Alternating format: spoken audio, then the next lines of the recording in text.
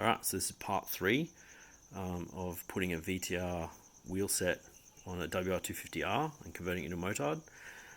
Part 1 I talked about how to set up the front wheel bearings for the 17mm axle. Part 2 I talked about setting up the front wheel in the bike. And this is part 3, we're going to talk specifically about how to set up the rear wheel in the WR250R.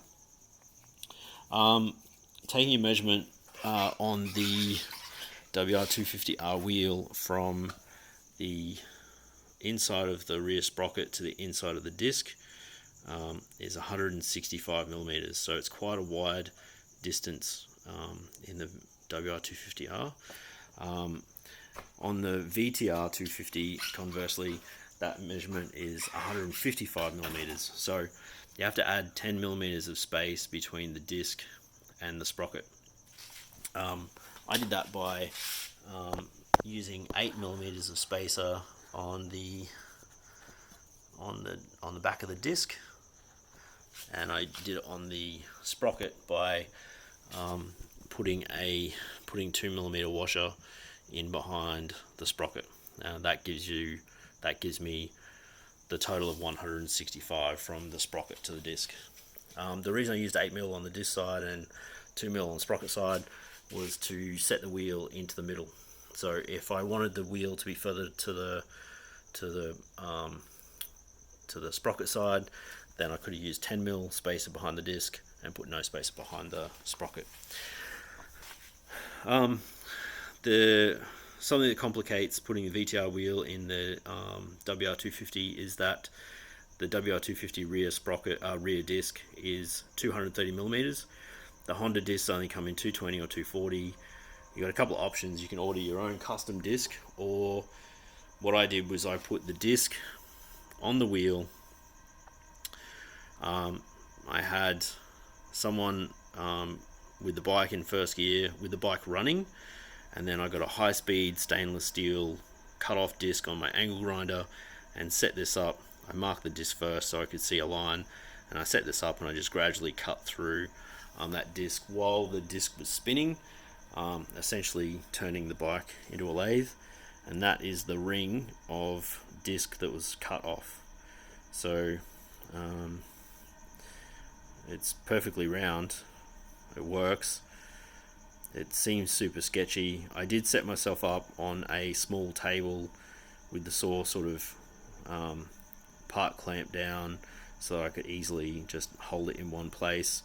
Kept everything straight and aligned, cut for a little bit, stopped, tested, checked, made sure everything's okay, went back in, had another go. I had about 4 goes at just gradually cutting, and then took the disc off and flipped it over and came in from the backside, just to make sure it was cut off square. And then as you can see, the finish,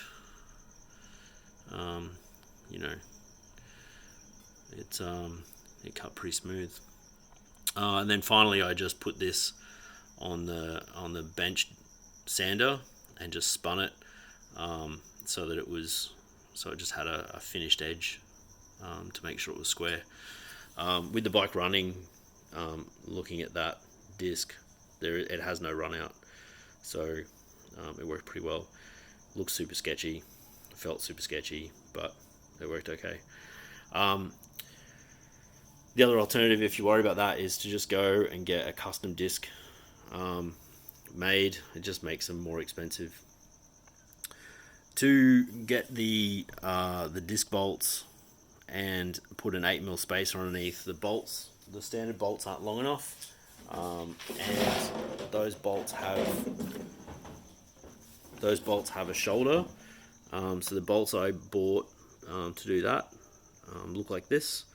And the part number specifically is the 292316 from RS. My local bolt shop had them in stock. I was quite surprised. I thought I was going to have to order them in, but yeah, sold them over the counter. There's the measurements that I've got there. That's the specification I went into the shop with, just in case you didn't have these specific ones. I had some limits that I set myself so I could buy something else if something else was available.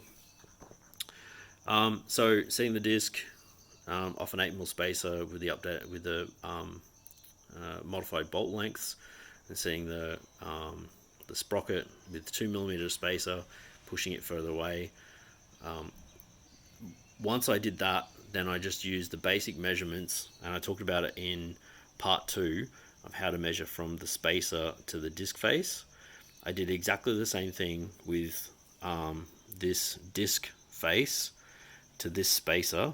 I measured those measurements, or that relationship, off the standard WR250 wheel, and then taking that measurement allowed me to set the depth of this spacer, which means that this disc lines up perfectly with the standard caliper. Doing the same thing on the other side means that the sprocket lines up perfectly with the chain, and the result is that disc sits perfectly in the middle of the caliper, and that sprocket has the chain running dead straight.